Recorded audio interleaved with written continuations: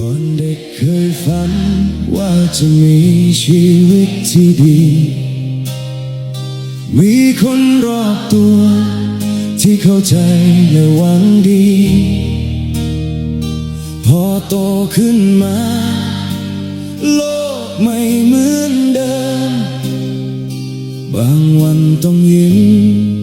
ทั้งที่ใจมันอ่อนล้า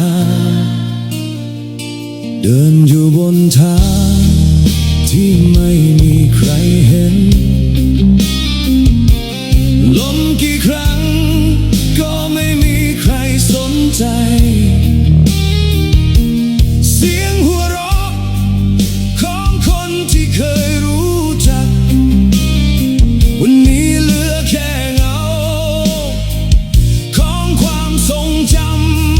ำไม่มีมือใครยืนมาดึงเราไม่มีคำปลอบในคืนที่